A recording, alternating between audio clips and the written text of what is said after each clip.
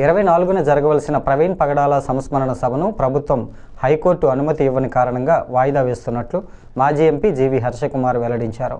హైకోర్టులో అనుమతి సాధించిన అనంతరం అతి త్వరలోనే సంస్మరణ సభ నిర్వహిస్తామని తెలిపారు.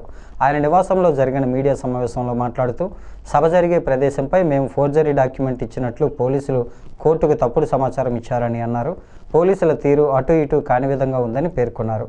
మా ప్రత్యర్థి ప్రభుత్వం, పోలీసులు కాదన్నారు. ప్రభుత్వ పనితీరు మానవ హక్కులను హరిస్తోందంటూ విమర్శించారు. మీటింగుకు వెళ్లొద్దని పోలీసులు చర్చిల్లోకి వెళ్లి భయపెట్టారని ఆందోళన వ్యక్తం చేశారు. ప్రవీణ్ పగడాలది హత్య అని నమ్మి అనేక మంది సభకు రావడానికి సిద్ధంగా ఉన్నారని అన్నారు. పోలీస్ డిపార్ట్మెంట్ ఆటలో అరటిపండులా మారారని ఎద్దేవా చేశారు. ప్రభుత్వానికి ప్రవీణ్ పగడాల హత్యగా నమ్ముతున్న వారి మధ్య జరుగుతున్న ఫైట్ ఇది అని అన్నారు. ఎప్పుడైతే ఈ సభ అనౌన్స్ చేసి ఒక 10 రోజుల ముందు నుంచి, అంటే ఈ రోజు నుంచి 13వ తారీఖు 14వ తారీఖు నుంచి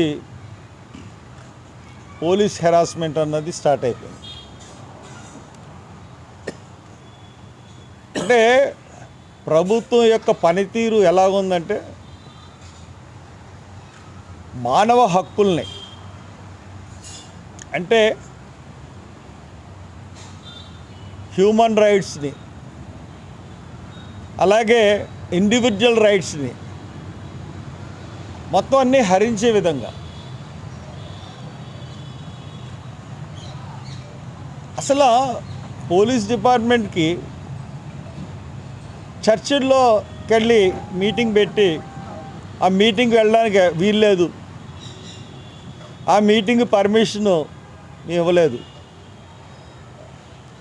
అనే చెప్పే నైతిక హక్కు ఎవరిచ్చారు?